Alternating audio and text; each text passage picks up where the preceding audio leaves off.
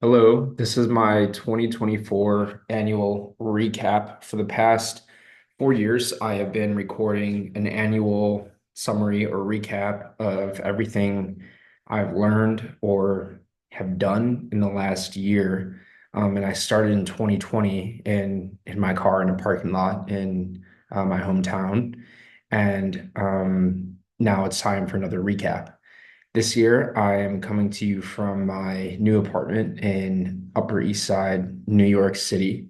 It has been a wild year full of a ton of just really great memories, and lots of core memories were made this past year. And I feel like a lot of things have really paid off in the last year. Like that's where I saw a lot of investments pay off in terms of investment in my work, investment in myself, relationships, and all things like that. It was probably one of the most fun years I've had in my life. And I think the number one learning I had this past year is that it is okay to just enjoy life and to really live up the experiences and not think so much about tomorrow and what I'm doing next and my plan moving forward. Am I going hard enough? Am I doing what I'm supposed to be doing? I think all of those are really important when you're at a time of high growth and high change. For example, I think, that was my thinking from maybe ages like 24 to like 28. And I realized this year that you can still grow and have a ton of fun while doing it. I think a major thing for me this past year was obviously moving out of Chicago. I was living in downtown Chicago in South Loop, in this brand new high rise that just opened, and that was really fun and cool to have people over and kind of show them the new building and the pool and all that stuff. But on the weekends, I'd feel like, am I spending my time how I want to be spending my time? Am I going out and having fun and doing the things I want to be doing, or am I letting life kind of slip me by a little bit? And I started to feel that way more and more. And so, in the back of my mind, I always felt that I needed to move and I needed to kind of pick up my life and bring it somewhere else and see what I could make happen. And so I did. I moved to New York City. I'm living with my really good buddy, and I've been here for about 3 weeks. My company is downtown.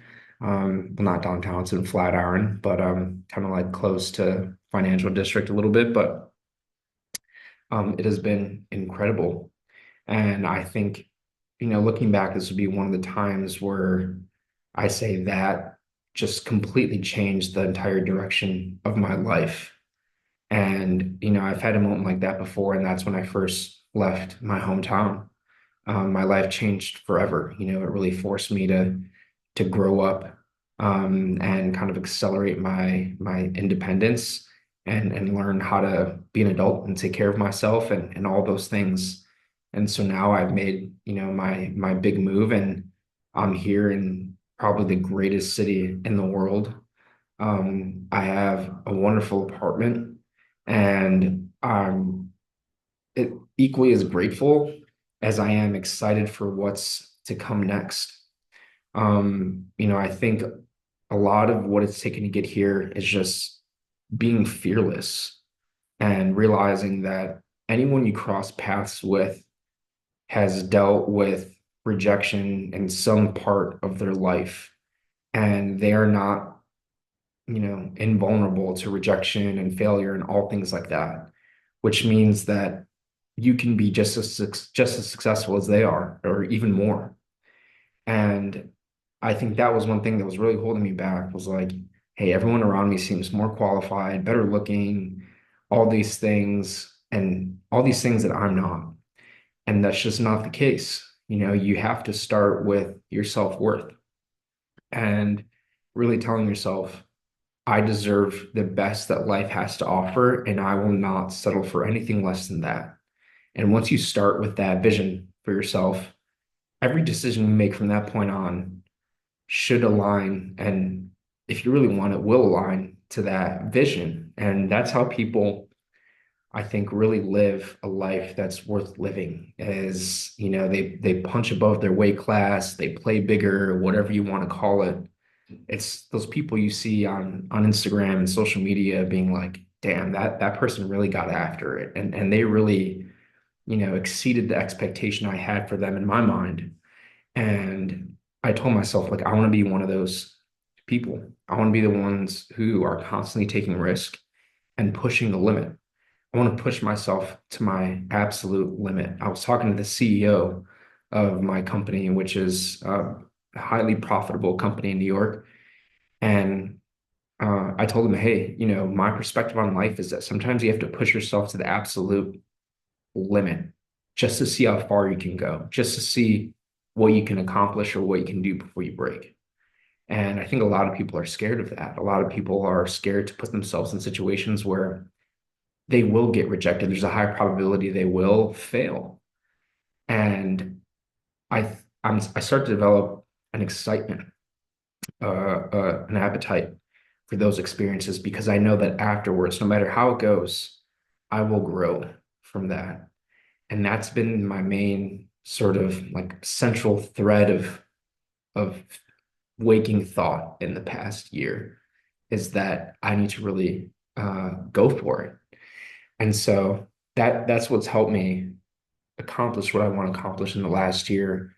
I'm living here in New York now. Um, I'm healthier. I'm hitting the gym a ton. It's really just become a habit. I'm picking reading back up after taking a little break on reading, and I feel the growth. I feel the growth, and I feel happier, and I feel more confidence in everything that I do. And I start to see certain people that I used to look up to and be like, oh, I'm not like them, and kind of thinking like that's just a regular person, and they've had experiences just like I have, and there's nothing dividing them and myself. If I want what they have, I have to go get it, plain and simple. So that's my big takeaway from 2024. Excited about the new year and happy to check in next year and see how far I've gone. Thanks all. Peace.